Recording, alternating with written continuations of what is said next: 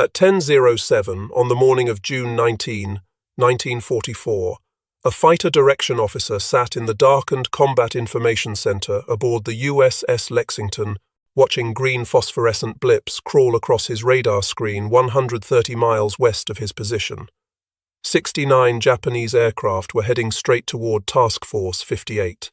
The radar screen showed everything: the Japanese formation, the American carriers, and between them, empty ocean. In the next 12 minutes, fighter directors across the task force would have to coordinate the interception of those 69 enemy aircraft using dozens of Grumman F6F Hellcat fighters scattered across 3 different altitudes and separated by miles of Binkt, Philippine Sea. The Americans had something the Japanese didn't know existed: a technological advantage so complete that what happened in the next 17 minutes would change naval warfare forever.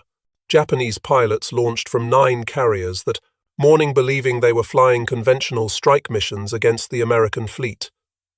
Vice Admiral Hisaburo Ozawa's first wave consisted of 69 aircraft, a mix of Mitsubishi A6M0 fighters, Yokosuka D4Y dive bombers, and Nakajima B6N torpedo planes. The plan was simple: fly to the American carriers, attack from altitude, sink as many as possible. The Americans had 15 carriers. Japan needed to destroy at least 5 to shift the balance. Japanese pilots knew American aircraft were tough and American pilots were skilled. But they believed they would see American fighters coming. They were wrong. At that exact moment, every movement their formation made was being tracked by an SK-2 air search radar aboard the battleship Alabama, detected at 150 miles range, plotted on transparent vertical boards in multiple combat information centers across the task force, and analyzed by teams of radar operators, plotters, and fighter directors who were preparing to vector American fighters to intercept the formation before it came anywhere near the carriers. Earlier that morning, at 0745, a moment of heroism had bought the Japanese fleet temporary reprieve. As the carrier Taiho launched her second wave, USS Albacore fired 6 torpedoes at the flagship. Warrant Officer Sakio Komatsu, a strike pilot who had just taken off in his Yokosuka D4Y dive bomber, saw the torpedo wakes streaking toward his carrier. He broke formation, dove his aircraft into the path of one torpedo, and deliberately crashed into it. The torpedo detonated. Komatsu died instantly. His sacrifice destroyed 1 torpedo, but 5 others continued toward Taiho. 4 missed. The 6th struck the carrier's starboard side, rupturing aviation fuel tanks and jamming the forward elevator. Damage seemed minor. Taiho continued launching aircraft, but ruptured fuel lines were filling the ship with explosive vapors. The carrier was a bomb waiting to detonate. Komatsu's heroism had delayed the inevitable by hours, not prevented it. The first major test of American radar-directed fighter defense had come on June 11, 1944. Task Force 58 launched a massive strike against Saipan. 208 fighters and 8 torpedo bombers hit Japanese positions across the island. American pilots claimed 86 kills in the air, plus 33 aircraft destroyed on the ground. Japanese pilots trying to intercept the strike found American Hellcats waiting at precise altitudes and headings. Not by chance, not by luck, by radar detection and coordinated vector assignments from combat information centers aboard multiple carriers. Japanese pilots reported that American fighters appeared from nowhere, perfectly positioned. Their commanders assumed it was coincidence. They were wrong. The Americans were tracking every Japanese aircraft from the moment it took off. 4 days later, on June 15 at dusk, Japanese forces launched a probe against Task Force 58. 7 torpedo aircraft attacked from Guam. American radar detected them at 80 miles range. Fighter directors vectored Hellcats to intercept. 6 of the 7 Japanese aircraft were shot down before reaching the carriers. The 7th turned back, 0 hits on American ships. The Japanese pilots who survived reported that American combat air patrol seemed to know exactly where they were coming from and at what altitude. Japanese intelligence couldn't explain it. Reconnaissance had reported no American fighters in the interception area. The Hellcats had simply materialized, perfectly positioned. What the Japanese didn't understand was that they were no longer fighting individual pilots. They were fighting a system. By mid-June 1944, the Combat Information Center had become the nerve center of American carrier operations. The concept had evolved from hard lessons learned in 1942. At the Battle of Midway, American carriers had fought almost blind. Radar existed but remained primitive. Communication between ships was chaotic. Fighter direction happened by guesswork and visual sighting. Carriers burned because the defensive system couldn't position fighters effectively. After Midway, the Navy knew it needed something better. Admiral Chester Nimitz's staff studied the problem. They examined British experiences with radar-directed fighter control. They analyzed radio communication failures. They designed new procedures.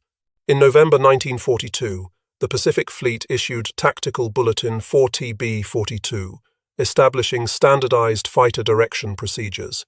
In January 1943, Admiral Ernest King formally renamed the Coordination Center the Combat Information Center. By early 1944, every new carrier had a dedicated CIC space with trained operators. The system worked through integration. Multiple ships equipped with SK-2 air search radars detected incoming raids at ranges up to 150 miles. The radar returns appeared on circular scopes with rotating sweep lines. Operators called out range and bearing. Enlisted plotters marked the contacts on large, transparent vertical plotting boards using grease pencils, different colors for different raid types, numbers assigned to each group, Raid 1, Raid 2, Raid 3. The plots showed everything: enemy aircraft, friendly fighters, surface ships, all on one display visible to everyone in the CIC. The fighter direction officer stood behind the plotters, watching the entire tactical picture develop in real time. He had radio communication with every Hellcat in the air. VHF radio. Clear. Reliable. Multiple frequencies to prevent interference. He could see the fighters on the plot. He could see the incoming raid. He could calculate intercept courses, altitudes, and timing. Then he would pick up the radio microphone and vector the fighters into position. Turn left, heading 270. Climb to Angels 18. Bogey bearing 295, range 60 miles. The fighters would acknowledge and maneuver. The plot would update. The intercept would develop. And the Japanese would fly straight into a carefully positioned trap without ever knowing it existed. The problem wasn't that Japanese pilots didn't know what to do. They knew. Japanese naval aviation doctrine emphasized attacking from altitude, using speed, coordinating strikes. The doctrine was sound. The tactics had worked for 2 years. But doctrine assumed both sides were fighting blind. Doctrine assumed you could approach undetected until visual range. Doctrine assumed enemy combat air patrol would be randomly positioned. All those assumptions had been true in 1942, at Coral Sea, at Midway, at Santa Cruz. Japanese formations had approached American carriers and fought their way through combat air patrols positioned by guesswork. Sometimes the Japanese got through, sometimes they didn't. But they always had a chance. By June 1944, those assumptions were obsolete. The Americans weren't guessing anymore. They were tracking. They were calculating. They were vectoring. And Japanese pilots were flying into precisely coordinated interceptions without understanding why. On the morning of June 19, the Japanese mobile fleet under Vice Admiral Hisaburo Ozawa launched 4 massive strikes against Task Force 58. Ozawa commanded 9 aircraft carriers, 430 carrier aircraft. He expected support from 300 land-based aircraft operating from Guam, Rota, and Tinian. He believed he had numerical advantage. He believed his aircraft had superior range, allowing him to strike from 200 miles out while American carriers could only launch from 150 miles. He believed he could attack the Americans, land on Guam to refuel and rearm, then shuttle back to his carriers.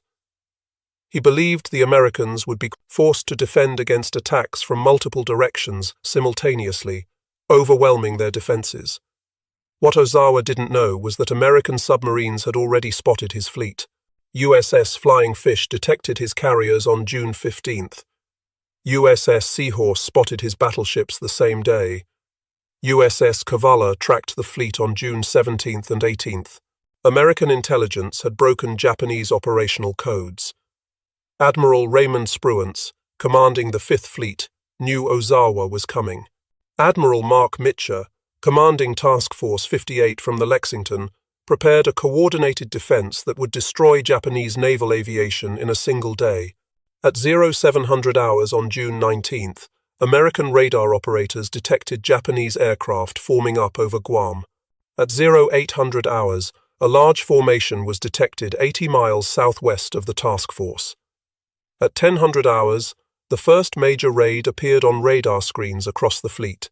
69 aircraft, range 150 miles, bearing west, altitude unknown but probably high, closing at 180 knots. Fighter directors designated it Raid 1. The Task Force Fighter Director aboard the Lexington coordinated with Task Group Fighter Directors across the fleet. Multiple carriers prepared to launch every available fighter. The system that had been developed over 2 years, refined through combat experience and perfected through training, was about to face its greatest test. The fighter direction officer in the Lexington CIC watched the plot develop. The Japanese formation appeared as a cluster of grease pencil marks on the transparent vertical board, 130 miles out. Moving steadily east, Hellcats were already airborne on routine combat air patrol. More were being launched from every carrier in the task force. The fighter directors needed to position them 70 miles west at 18,000 feet to catch the Japanese at altitude before they could begin their attack dive. The Hellcats were scattered across 40 miles of ocean at various altitudes. Radio calls went out, vectors assigned. Standby 25, turn right heading 280, climb to Angels 18. Standby 18, maintain heading, Angels 20. Standby 34, come left 265. The plot showed the Hellcats beginning to converge. 60 miles out. 55. 50. The Japanese raid continued closing. 100 miles. 90. 80. The intercept was developing. The timing was tight but workable. At 10:23, Admiral Mitcher ordered maximum fighter launch from all carriers. Every available Hellcat went into the air. Over 200 fighters. The sky filled with American aircraft. All coordinated, all vectored, all positioned by fighter directors watching radar plots, more radio calls. The Japanese formation reached 70 miles range. The lead Hellcat division reported visual contact, bandits high, 12 o'clock, large, formation. The fighter director gave the command, tally-ho, execute. The Hellcats dove in. The lead division hit the Japanese formation from above and ahead. Perfect position. The Japanese never saw them coming until Hellcats appeared in their midst. Zeros tried to turn and engage. Too late. The Hellcats were already through the formation, scattering it. More Hellcats arrived from other vectors, exactly where fighter directors had positioned them. The Japanese formation disintegrated. Individual aircraft tried to press attacks toward the carriers.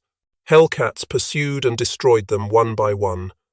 Anti-aircraft fire from the screening battleships and cruisers created a wall of explosions at 12,000 feet.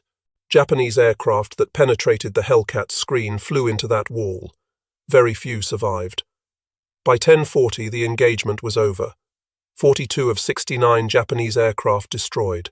27 turned back or scattered. 0 hits on American carriers. 1 Hellcat shot down.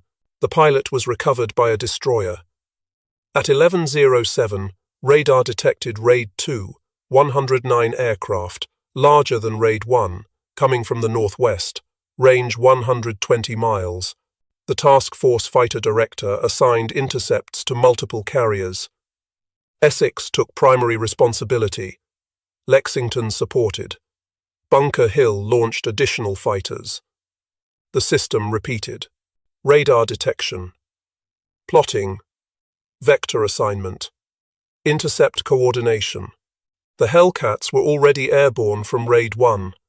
They reformed and repositioned based on new vectors, new altitude, new heading, new intercept point. Raid 2 approached. The Japanese formation flew straight. No evasive maneuvers. They maintained formation discipline, exactly as doctrine prescribed. But doctrine assumed the enemy was blind. The Hellcats hit them 60 miles out. 70 Japanese aircraft destroyed before the raid reached the American task force. The remainder scattered. 4 attacked the carriers. Near misses. No hits. All 4 shot down. The second raid had been annihilated with even greater efficiency than the first. The third raid came at 1300 hours. 47 aircraft from the north. Same pattern. Detection. Plotting. Vectors. Intercept. 7 Japanese aircraft shot down in the initial contact. The rest turned back without pressing the attack. Japanese pilots were beginning to understand they were flying into a trap they couldn't see and couldn't counter. But they had no way to communicate the nature of that trap to commanders who didn't understand radar-directed fighter control. The fourth raid launched between 1000 and 1130. 82 aircraft. This formation couldn't locate the American fleet. They circled, searched, burned fuel. Navigation errors compounded by combat stress. Eventually they headed for Guam to land and refuel. Fighter directors detected them on radar heading toward Orote Field. Hellcats from the light carrier Cowpens were vectored to intercept over Guam. 12 Hellcats from Cowpens joined 7 from Essex and 8 from Hornet. 27 American fighters total. They arrived over Orote Field as the Japanese were circling to land. Fuel low, defenses down, completely vulnerable. The American fighters tore into them. 30 Japanese aircraft shot down over the field. 19 landed but were damaged by strafing runs. 0 effective aircraft remaining from that raid. By 1600 hours, the battle was over. Japanese losses for June 19th exceeded 346 carrier aircraft destroyed. American losses were 30 aircraft. The statistical disparity was unprecedented. Japanese naval aviation had suffered a defeat so complete that it would never recover. The carrier force that had attacked Pearl Harbor, that had terrorized the Pacific for 2 years, was effectively finished. Not because American pilots were better trained, though they were. Not because American aircraft were superior, though they were. But because the Americans had built a system that integrated radar detection, coordinated communication, and precise fighter direction into a seamless defensive network that Japanese pilots couldn't penetrate and Japanese commanders couldn't understand. The statistics told the story, but the statistics didn't capture what had actually happened. Japanese pilots had launched that morning believing they were attacking an enemy who fought the same way they did. Visual sighting, individual initiative, pilot skill against pilot skill. Instead, they had encountered something completely different.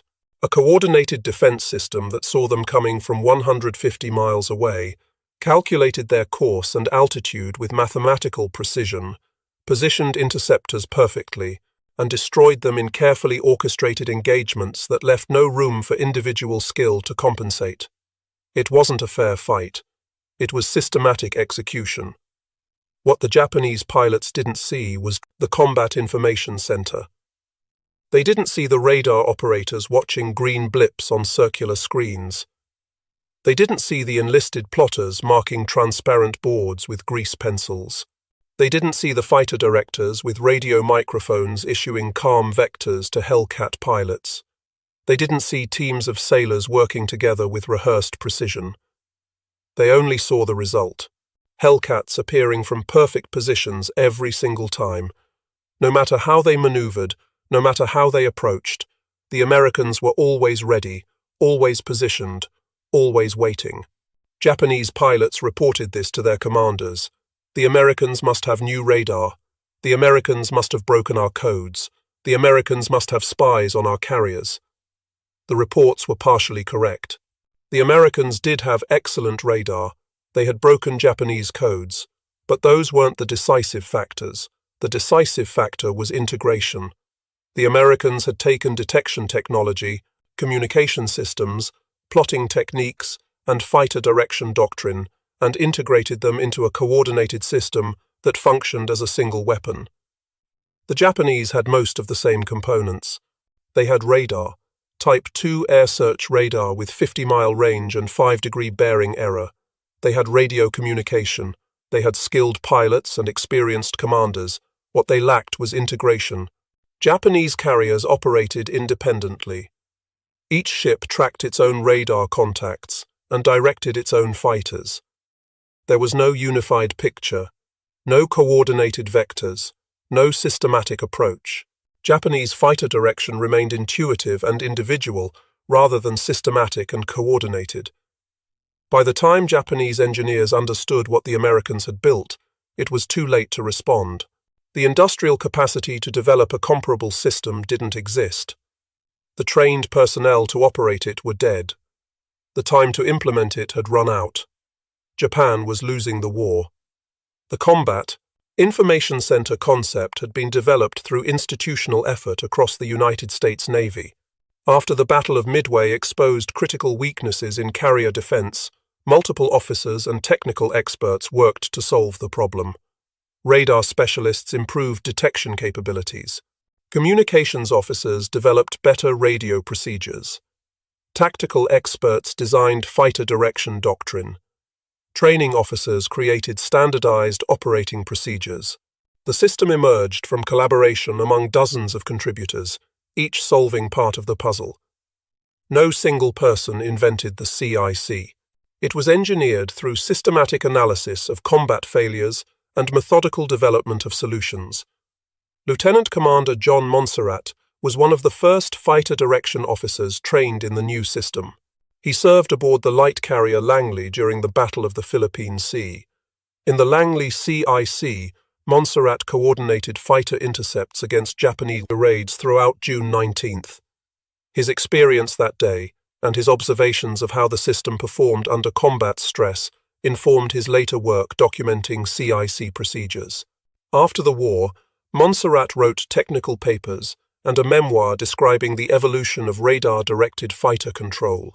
His 1985 book, Angel on the Yardarm, provided detailed accounts of how CIC operations functioned during the Philippine Sea battle. Montserrat made clear in his writing that the system's success came from teamwork among radar operators, plotters, and fighter directors, working together with rehearsed precision. Individual skill mattered, but the system was what made that skill effective.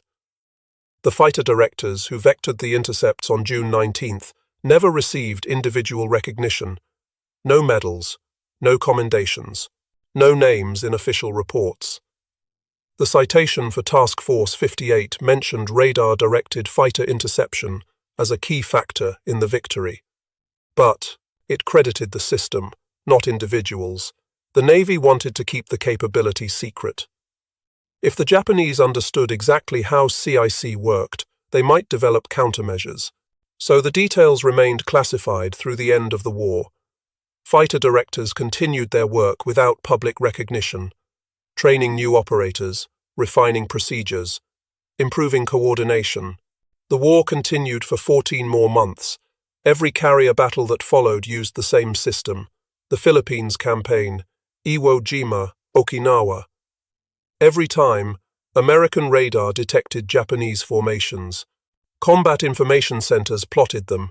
Fighter directors vectored Hellcats to intercept. The pattern repeated. The results were consistent. Japanese aircraft destroyed. American carriers protected. The superiority was absolute. The Japanese never developed an equivalent integrated system. They had the technology. They had intelligent engineers. They had combat experience that should have revealed the problem. Organizational culture and institutional inertia prevented adaptation. Japanese doctrine emphasized individual initiative and fighting spirit. The idea of systematic coordination through centralized direction contradicted cultural values about warrior independence. Even when Japanese officers recognized the American advantage, They couldn't implement similar systems because the institutional structure to support them didn't exist. By the time some Japanese commanders understood what needed to change, Japan's carrier force had been destroyed, and the industrial base to build new systems had been bombed to rubble. The Battle of the Philippine Sea demonstrated conclusively that modern warfare had entered a new era. Technology alone didn't determine victory. The British had radar before the Americans.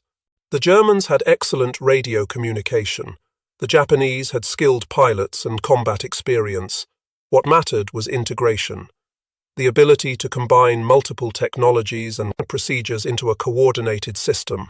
The willingness to train personnel systematically rather than relying on individual brilliance. The institutional discipline to follow procedures under stress rather than improvising. These factors, more than any individual weapon or tactic, determined the outcome. After the war, the Combat Information Center concept became standard on every American warship. The procedures developed in 1942 through 1944 evolved into modern naval air defense networks. When the Navy developed the Aegis combat system in the 1970s and 80s, it built on the same foundational principles established during World War II: radar detection, computer plotting, coordinated weapon assignment, systematic engagement. The technology advanced dramatically. Computers replaced grease pencils. Digital displays replaced transparent boards. But the underlying concept remained identical: integrate detection, coordination, and execution into a seamless system.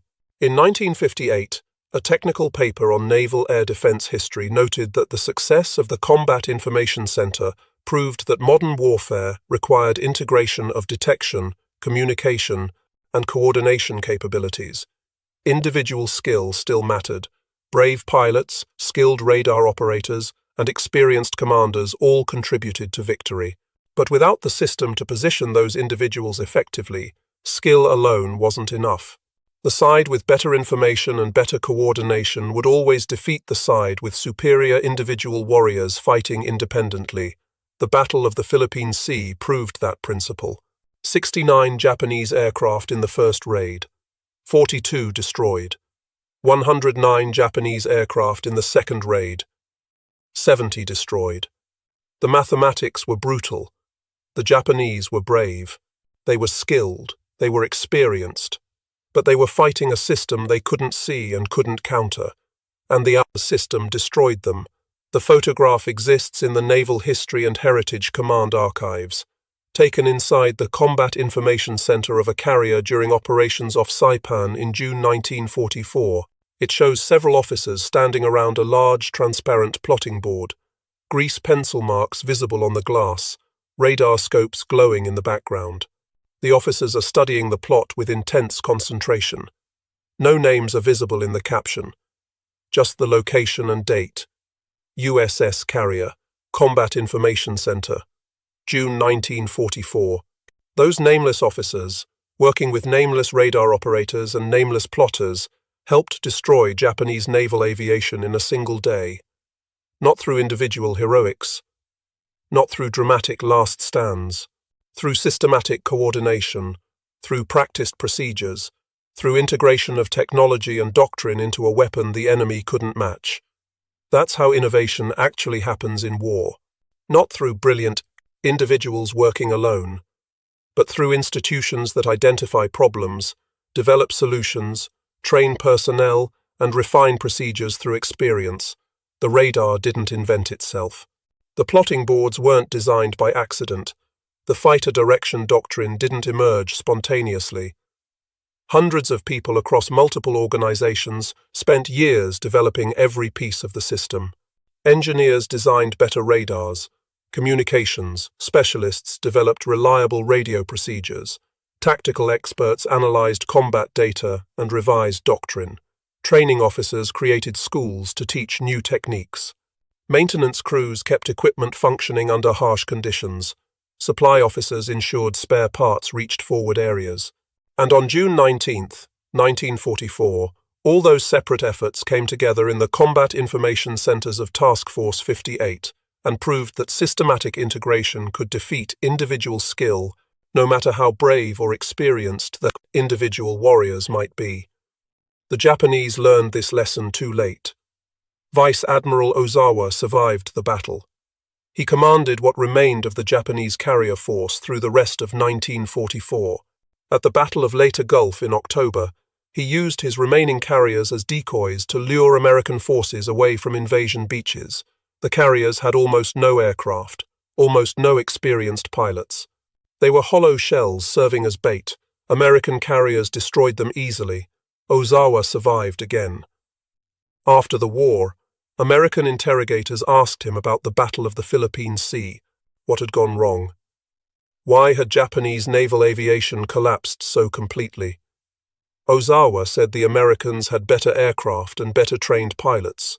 That was true, but incomplete. The Americans also had a system, and Ozawa, for all his experience and tactical skill, had never understood how to fight against systematic coordination. His pilots had flown bravely. His plan had been sound, according to Japanese doctrine. But doctrine written for individual combat in 1941 couldn't work against integrated system warfare in 1944. The gap was unbridgeable. Japanese pilots flew into that gap on the morning of June 19th, believing they were flying normal strike missions, attack the Americans, sink some carriers, return to base. Some would die. That was expected, but most would survive. That was the normal ratio. Instead, 42 died from the first raid alone. 27 fled. 0 survived to reach the American carriers and deliver attacks. The Japanese had courage, they had training, they had skill. What they didn't have was a system that could compete with American radar-directed fighter control. Warrant Officer Sakio Komatsu had already died that morning, sacrificing himself to stop a torpedo from hitting Taiho. His heroism represented the best of Japanese warrior spirit.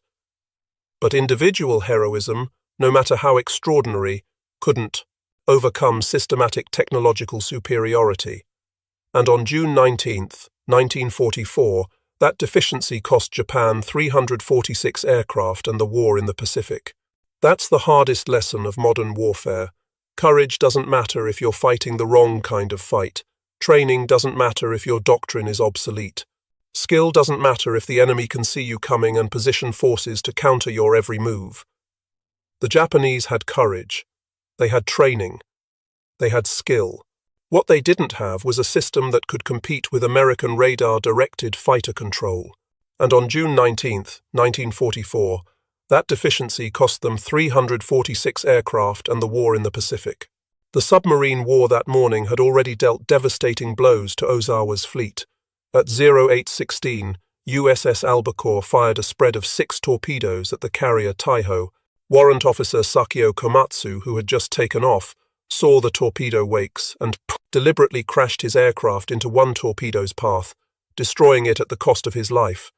4 other torpedoes missed, but the 6th torpedo struck Taiho on the starboard side. The damage seemed minor. Aviation fuel vapor began leaking from ruptured tanks into the hangar deck. A damage control officer ordered the ventilation system turned to maximum to clear the fumes. The decision was fatally wrong. Instead of venting the vapors overboard, the ventilation system spread them throughout the ship. At 3:28 that afternoon, a spark ignited the vapor. Taiho exploded from within. Secondary explosions ripped through the ship.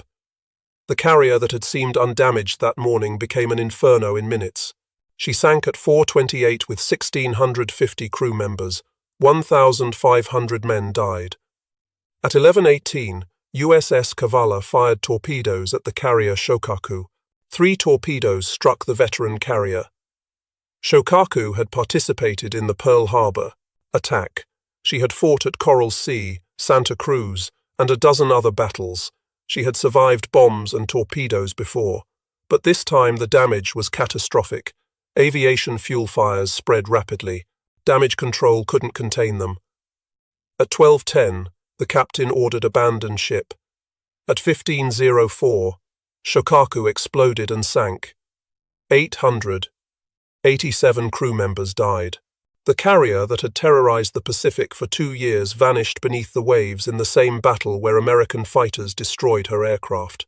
The loss of 2 fleet carriers compounded the disaster of losing 346 aircraft, but the human cost was even more devastating. Japan had started the war with approximately 3,500 highly trained carrier pilots. By June 1944, fewer than 1,000 experienced pilots remained. The training program couldn't replace losses, fuel shortages, limited flight training. New pilots received 3 months of instruction, where pre-war pilots had trained for 2 years. The quality gap was enormous. Experienced American pilots shot down inexperienced Japanese pilots with terrible efficiency. The Battle of the Philippine Sea destroyed what remained of Japan's experienced pilot corps. After June 19th, Japanese carriers could barely man their remaining aircraft.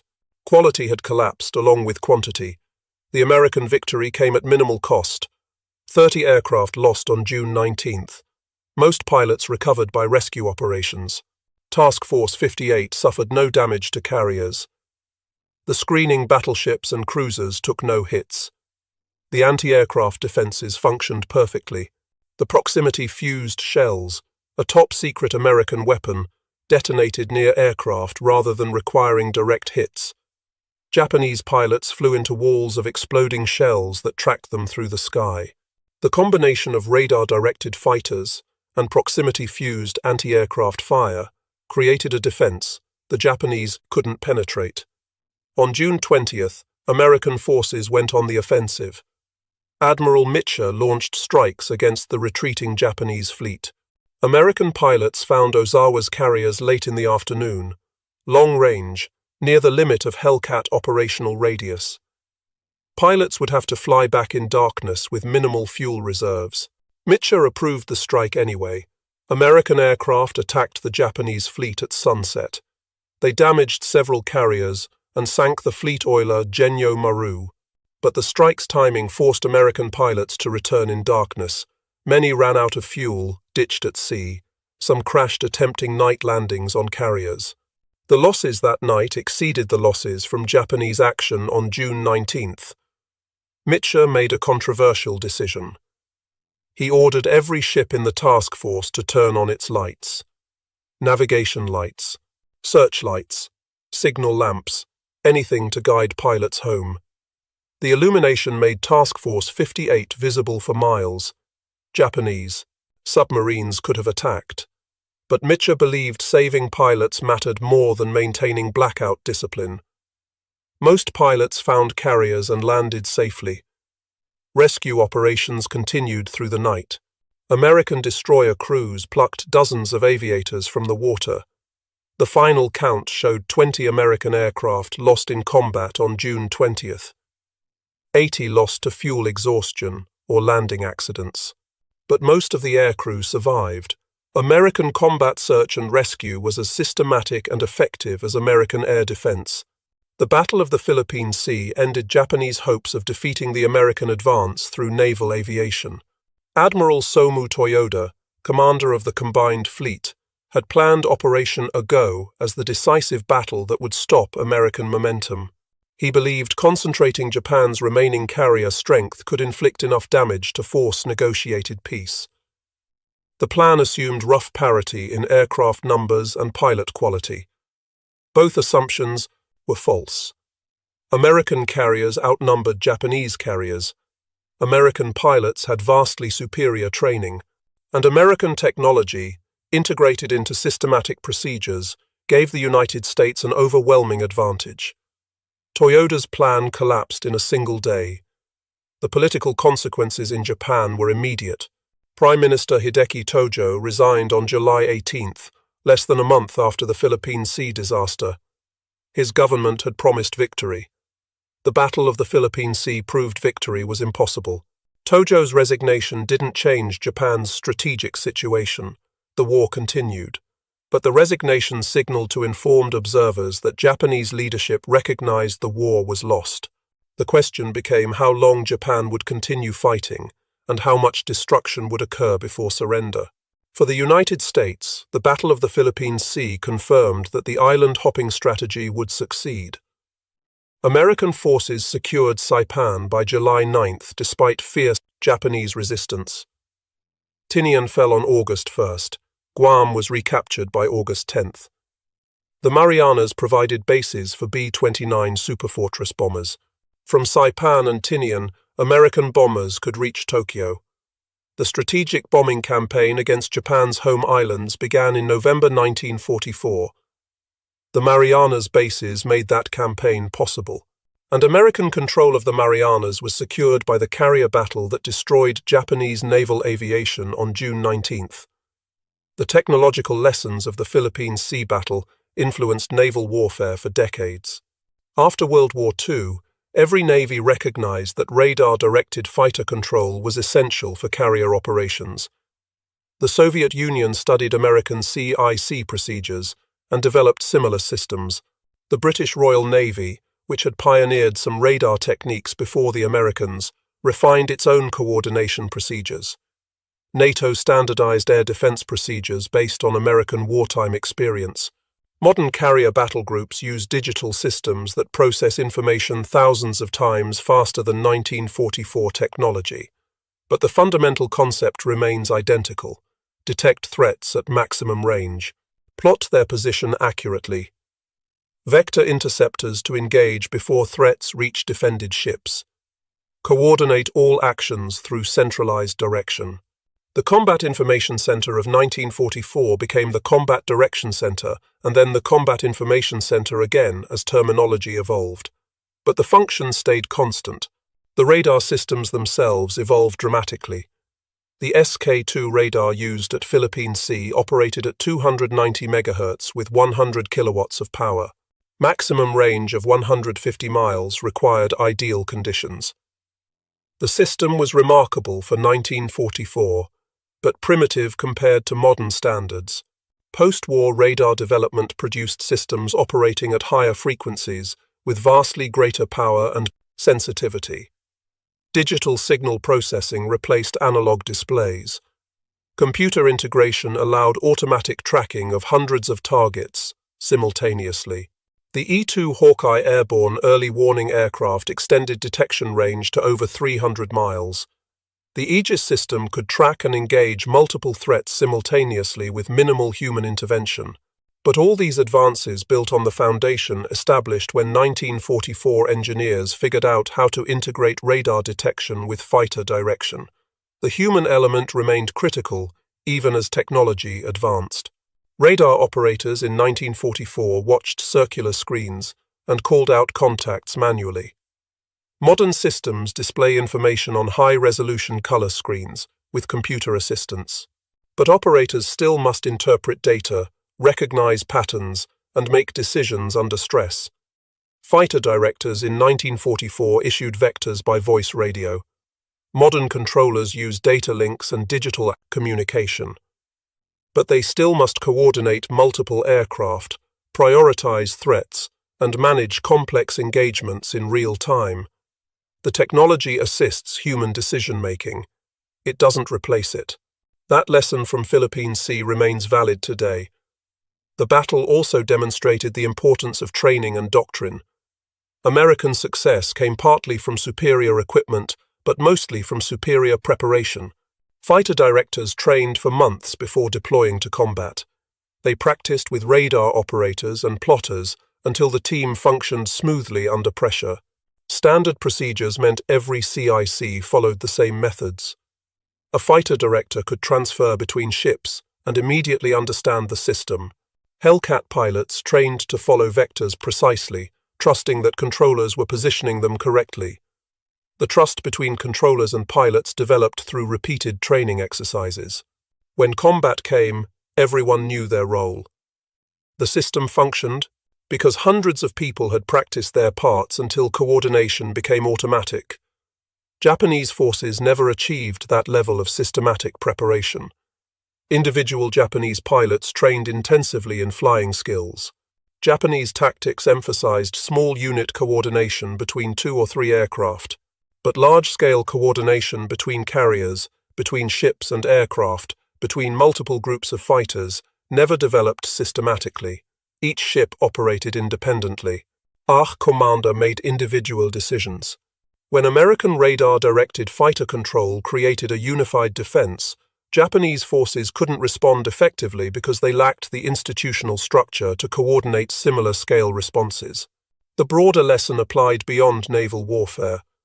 Modern military operations in any domain require integration of technology, training, and doctrine into coherent systems. Individual weapons, no matter how advanced, provide limited advantage if not integrated into coordinated employment.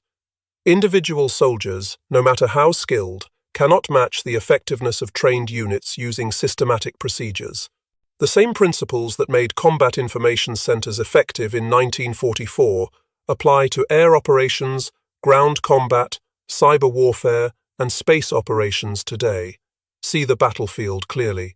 Coordinate forces effectively. Execute actions systematically. These principles transcend specific technologies and remain fundamental to military success. The memorial at Saipan honors the Marines and soldiers who fought ashore during June and July 1944. 29,000 American casualties, including 3,500 killed. The ground combat was brutal. Every cave, every ridge, every building had to be taken by infantry assault against fanatical resistance. The Battle of the Philippine Sea is less well known than the ground fighting, but the carrier battle made the ground victory possible. If Japanese carrier aircraft had reached the invasion beaches, the assault forces would have suffered far higher casualties. If Japanese aircraft had struck the supply ships, the invasion might have failed. The combat information centers that destroyed Japanese naval aviation in one day allowed American ground forces to secure the Marianas with naval and air support, uninterrupted by Japanese carrier attacks. The technological victory at sea enabled the hard-fought victory on land. The men who operated those combat information centers received no recognition beyond unit citations, no individual awards, no publicity. Most served their tours, left the Navy after the war, and returned to civilian life without ever explaining what they had done. Radar operators became electricians, plotters became draftsmen, fighter directors became air traffic controllers or pursued completely different careers. They had been part of something revolutionary, but saw it as simply doing their jobs. The dramatic aspects of World War II, the fighter pilots and submarine crews and marine assaults, received attention and recognition. The men in darkened rooms watching radar screens and marking plotting boards remained anonymous, but their contribution to victory was as significant as any combat pilots. They proved that modern warfare required new types of warriors, not just brave men willing to face danger, but technically trained personnel who could operate complex systems under stress. The image of the warrior changed in 1944. The change has continued ever since. The training pipeline for Combat Information Center personnel became one of the Navy's most intensive programs. Schools at San Diego, Pearl Harbor, and Norfolk taught radar operation, plotting techniques, and fighter direction. The courses lasted 3 months. Enlisted radar operators learned to recognize different types of aircraft returns. They practiced estimating altitude from radar shadows. They learned to distinguish real contacts from weather interference and false echoes. Plotters learned to translate bearing and range information into accurate position marks on vertical boards. They practiced speed and accuracy under time pressure. Fighter direction officers, always commissioned officers, learned to calculate intercept geometry, manage multiple fighter divisions simultaneously, and maintain situational awareness during chaotic engagements. The training was demanding. Washout rates exceeded 30%, but graduates emerged with skills that had not existed before the war. An entire new naval specialty had been created in response to technological opportunity and operational necessity. The equipment itself represented significant engineering achievement for 1944. The SK-2 radar used a 20-foot rotating antenna mounted high on the carrier superstructure. The system transmitted radio pulses at 290 MHz. Return echoes from aircraft created bright spots on circular cathode ray tube displays. The radar could detect bomber-sized aircraft at 100 miles in favorable conditions. Fighter-sized targets appeared at 60 to 80 miles, but detection range varied with atmospheric conditions, antenna height, target altitude, and operator skill. The system required constant maintenance. Vacuum tubes failed regularly. Salt spray corroded connections. Tropical heat stressed electrical components. Radar technicians worked constantly to keep systems operational. A carrier typically carried 2 or 3 radar technicians for each major radar system. They became critical personnel. A carrier with broken radar was nearly defenseless compared to one with functioning equipment. The technical support infrastructure was as important as the equipment itself. The plotting boards used in combat information centers were marvels of low-technology elegance. Large sheets of Herculite glass mounted vertically, translucent enough that people on both sides could see the marks, durable enough to withstand shipboard conditions. Plotters used grease pencils in different colors to mark different types of contacts: red for enemy aircraft, blue for friendly fighters, green for unidentified contacts. The marks could be wiped clean quickly when raids ended and new ones began.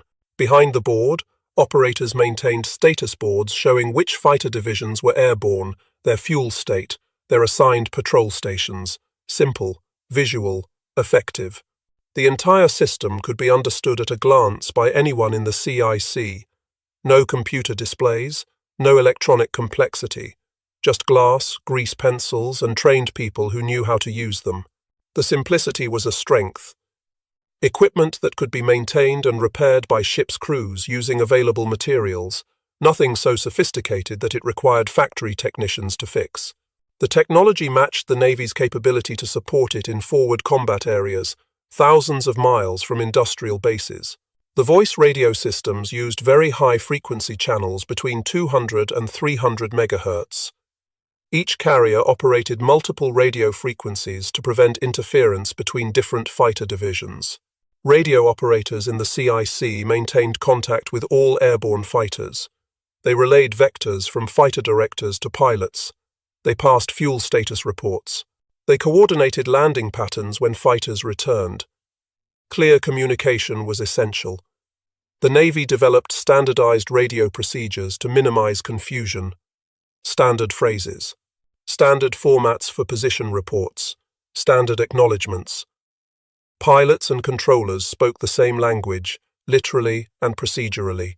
This linguistic standardization, as mundane as it sounds, contributed significantly to effectiveness. When a controller said, "Angels 18, every pilot knew that meant 18,000 feet altitude. When a pilot said "Buster," the controller knew he was requesting maximum speed. Shared vocabulary eliminated ambiguity. The integration of these separate systems, radar and plotting and radio communication, created capability greater than the sum of parts.